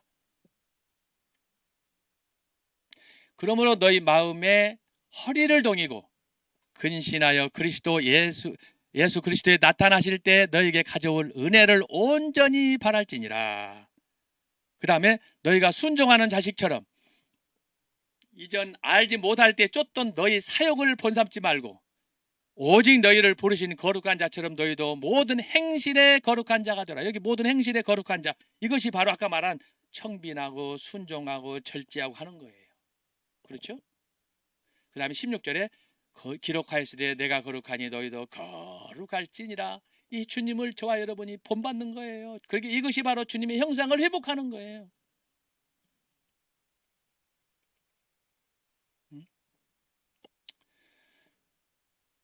그래서 지금 그 아래도 베드로전서 있지만은, 자, 저를 보세요. 여러분, 오늘 강의 백색 순교, 이걸 위해서 제가 우리 신앙생활에 왜 우리에게 믿음이 필요한가, 왜 신앙 성숙이 필요한가, 저와 여러분에게 신앙의 목표가 뭔가, 그것을 제가 인트로덕션, 서론에서 말씀을 드린 거예요. 그래서 이것을 잘 실현하고 실천한 사람들이 뭐냐? 초대교회인데 그 첫 번째가 뭐냐? 백색 순교예요. 사랑하는 여러분, 저와 여러분이 신앙생활 잘 하기를 원한다면 첫 번째 단계인 백색 순교자가 되는 거예요. 그건 뭐예요? 철저한 자기관리. 주님 앞에서 항상 자기 자신을 살피면서 주여 나에게 믿음을 더욱 주옵소서. 주님 말씀 읽을 때 은혜를 깨닫게 하시고 더욱 충성하게 하여 주옵소서. 나 가진 것 없어도 주님처럼 베풀게 하시고 칭찬하게 하시고 덕을 세우게 하시고 내가 하는 그 모든 일들 24시간이 주여 부족하지만 기도가 되게 하시고 정말 오직 사도 바울처럼 베드로처럼 야고보처럼 주님만을 바라보면서 나의 소망은 주님이십니다. 반석이신 주여, 피난처가 되신 주여, 주님만이 나의 소원이 되어 주옵소서. 여러분, 초대교회 성도들은 이렇게 살았습니다. 초대교인들은 가진 것 없었습니다. 감사하였습니다. 늘 죽음에 쫓겼습니다. 그러나 하나님께 찬양하였습니다. 그들은 그 어떤 것도 두렵지 않았습니다. 그냥 감사요, 기쁨이요, 찬양이요, 헌신이요. 근데 우리는 어떻습니까? 우리는 가진 것이 너무나 많아서 문제입니다.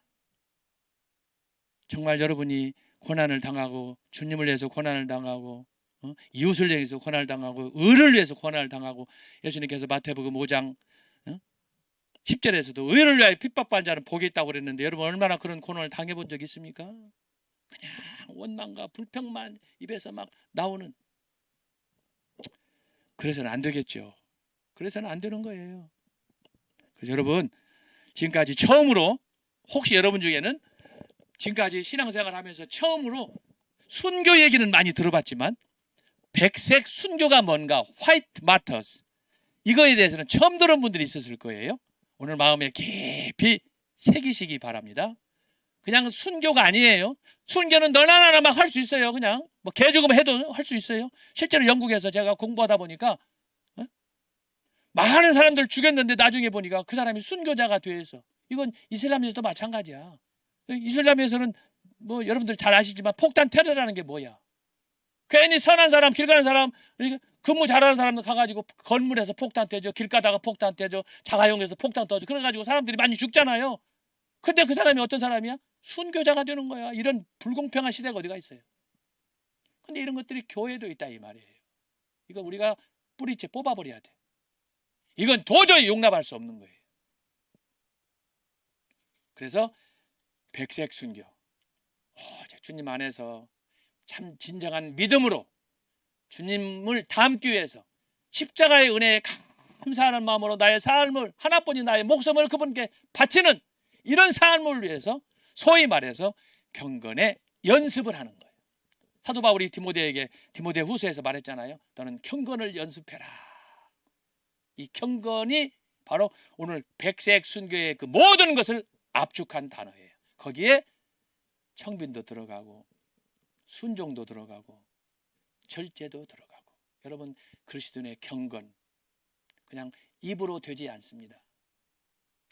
수많은 기도와 인내와 고난과 시련 속에서 여러분이 혹시 강의를 듣는 중에 고난 중에 있는 분 계십니까? 이런저런 일로 시험 중에 있는 분 있습니까? 자, 초대교회 성도들이 오늘 우리에게 주었던 백색 순교 오늘 이 강의를 들으면서 한번 가만히 생각해 보세요. 저와 여러분이 당하는 고난은 힘든 분도 계시겠지만 사실 아무것도 아닌 거예요. 그러므로 감사하시기 바랍니다. 자기 믿음을 돌아보면서 더욱 결단하시기 바랍니다.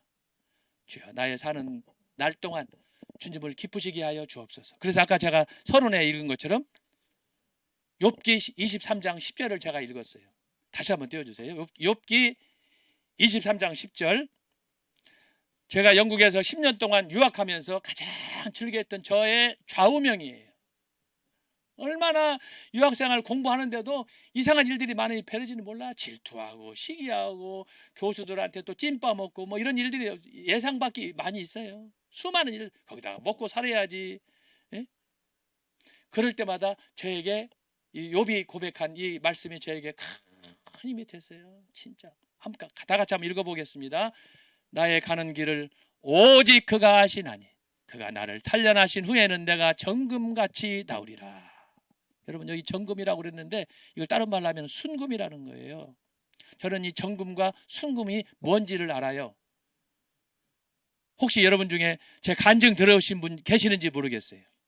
예수님이 직업이 뭐라고 그랬어요? 목수. 저는 전직이 뭐라고 그랬어요?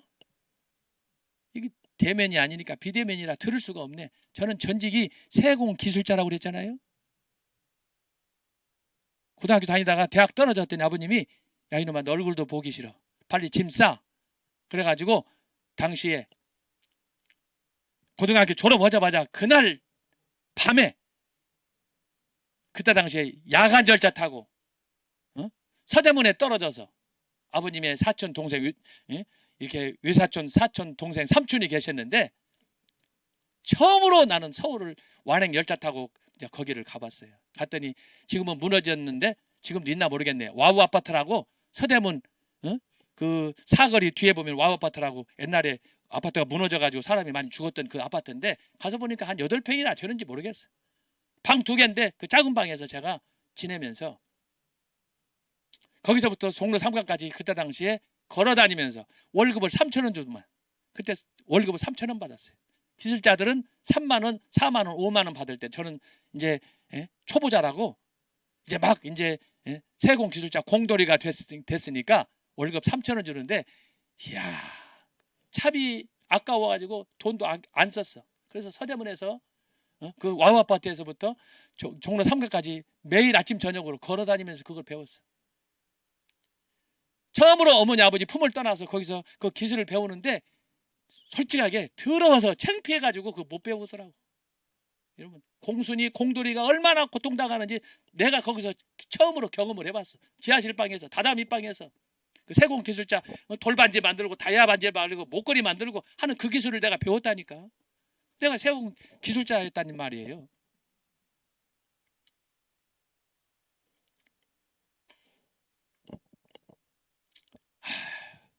그런데 하나님께서 뭐 3년, 4년, 5년 배워야 된다는데 제가 죽이 살기로 시간만 나면 망치 하머로 이렇게 때리면서 그 싼 은을 사가지고 은으로 이제 돌반지 만들고 목걸이 만들고 그걸 이제 하는 거예요. 은은 싸니까 백금이나 순금은 비싸잖아요. 그래가지고 제가 10개월 만에 기술을 배웠어요. 그러니까 삼촌이랑 거기 있는 사람들 다 난리가 나버렸어요. 자기들 뭐 보통 3년 4년 배워야 된다는데 저 시골에서 이상한 사람이 왔는지 어떻게 10달 만에 브로치를 만들고 막 목걸이를 만들어 버리니까 기가 찬 거야. 나는 그것이 다 한 줄 알았어요. 나도 이제 돈 벌 수 있구나. 나도 이제 세공 기술자로 정상의 탑에 오를 수 있구나. 그런데 그것이 전부였어요. 그 해에 시골에 이제 명절을 따라서 추석 때 시골 가가지고 아버님한테 되게 꾸중 들었어요. 이놈아 돈 벌어 오라고 그러니까 무슨 일로 그 집에 왔냐는 거야. 명절이 무슨 필요가 있냐는 거야. 근데 그 추석이 첫 번째 나의 추석이 내 마음이 회심하는 내가 지금까지 걸어왔던 지금 길을 다시 되돌려서 목사가 되게 하고 하나님의 소명을 깨닫게 하는 다시 말하면 그 바울에게는 다메섹 도상이 됐어요. 그래가지고 시골에 가가지고 명절새로 갔는데 아버님이 빨리 올라가라고 그래가지고 서울 올라가니 뭐 어떻게 공장으로 삼촌 집에는 갈 수가 없고 마음이 열리지를 않는 거야. 그래서 막내 이모 당시에 망원동에 사셨는데 망원동에 가서 이모님한테 이런 얘기를 했더니 잘 왔다는 거예요. 나를 유일하게 받아주고 환영한 사람은 이모밖에 없더만. 그래서 이모하고 대화하다가 마침 그 교회에서 부흥회가 있었어요. 이모님이 저한테 조카 나랑 같이 부흥회 참석하고 은혜를 받자. 여러분 부흥회 참석해가지고 은혜 받고 내가 세공 기술자고 돈이고 나발이고 부러치고 다 다이아몬드고 다 때려치워버리고 시골을 내려갔더니 전쟁이 났어요. 엊그저께 서울 올라가라 했는데 왜 또 내려왔느냐. 아버님하고 저하고 전쟁이 붙었는데 어떻게 합니까? 제가 뭐 아주 죽은 죄인처럼 찍소리도 못하고 그래서 시골에서 이제 하루 이틀 버티다 보니까 아버지도 포기하시더라고. 그렇게 하면서 저도 많은 고난과 연단도 받았지만 어쨌든 세공 기술자가 돼서 이제 막 이제 세상으로 나가면 돈을 벌 수 있는 그런 기회인데 하나님께서 내 마음을 바꾸셔가지고 그래서 내가 세공 기술자가 되는 게 아니구나. 정말 어머님의 기도대로 내가 소명을 받아서 목사가 되고 또 그러기 위해서 신학교 가서 말씀을 공부해야 되겠구나. 여러분 그것이 오늘 제가 있게 된 배경이 됐어요. 그래서 지금도 가만히 생각해 보면 너무너무 감사한 거야. 내가 세공 기술자 해가지고 돈은 뭐 그대로 갔으면 돈을 벌어서 뭐 빌딩을 얼마나 샀고 했는지를 모르겠지만 그게 얼마나 보람 있는 일이겠어요. 하나님께서 저 같은 사람에게 그런 은혜를 주셔가지고 기술을 딱 배웠는데 내 마음을 바꾸치게 한다. 이거 하나님의 역사가 아니고는 어떻게 가능하겠습니까? 그러고 나서 제가 영국 가서 10년 유학생활 하는 동안에 돈이 있어야지, 뭐 머리가 좋아야지, 공부를 했어야지. 그 과정에서 수많은 어려움과 위기를 당했을 때 오늘 욥기 23장 10절 나의 가는 길을 오직 그가 아시나니 그가 나를 단련하신 후에는 내가 정금같이 나오리라. 세공 기술을 배우면서 수천 번 도가니에다가 금도 녹여보고 백금도 녹여보고 은도 녹여보고 다 해봤어요. 그래서 저는 정금같이 나오리라. 저 정금, 순금이 뭔지를 알아요. 제가 그래서 지금 욥의 이 고백을 보면서 제 간증 조금 했습니다. 저는 전직이 세공 기술자였다라고 하는 거예요. 중요한 건 뭐냐? 오늘 백색 순교예요. 그래서 초대교회 성도들처럼 주님만 바라보면서 십자가만 붙잡고 그거 잡고 나가는 것도 보통 일이 아니야. 수많은 좌우에서 도전하는 시험과 환난을 우리가 이기면서 가야 돼. 십자가만 붙잡고 갈 수 딴딴하면 얼마나 좋아. 얼마나 수많은 시련과 도전이 많은지 몰라요. 그걸 상대하면서 그걸 물리치면서 우리가 목표를 향해서 가는 거예요. 끝없는 시련과 환난 중에도 그렇게 해서 여러분이 승리자가 될 때 그 사람이 백색 순교자가 되는 거예요. 사랑하는 여러분, 지난 날에 우리의 신앙을 좀 돌아보면서 나의 경건생활, 나의 신앙생활이 어땠는가 돌아보면서 새롭게 결단하는 초대교회 성도들이 우리에게 주었던 백색 순교의 모델을 따라서 저와 여러분의 삶이 변화되는 삶이 되기를 주님의 이름으로 축원합니다. 기도하고 마치겠습니다. 하나님 아버지 감사합니다. 어제 10월 10일 날 광화문 애국대회에 수많은 사람들이 몰려서 큰 은혜를 받았습니다. 오늘은 그 다음 날 우리 청교도 신학원 시로 읽는 초대교회사 오늘 백색 순교 초대교회 순교 신앙에 대해서 살폈습니다. 하나님 아버지 오늘 강의한 내용들을 우리 마음속에 잘 새기고 정리하게 하시고 우리의 최종 목표는 그리스도의 형상을 이루는 것이오니 주님의 제자들처럼 초대교회 성도들처럼 1차 백색 순교자로 자기 자신의 경건을 힘쓰며 주님을 바라보면서 십자가를 등에 지고 오직 주님과 동행하는 그런 삶을 살아갈 수 있도록 역사하여 주옵소서. 우리는 믿음이 없습니다. 너무나 부족합니다. 주여 그러하오나 저희들에게 겨자씨나 만한 믿음이라도 주셔서 산을 옮기고 세상을 변화시킬 수 있는 그런 하나님의 사람으로 역사하여 주시옵소서. 감사하고 예수님의 이름으로 기도하옵나이다. 아멘.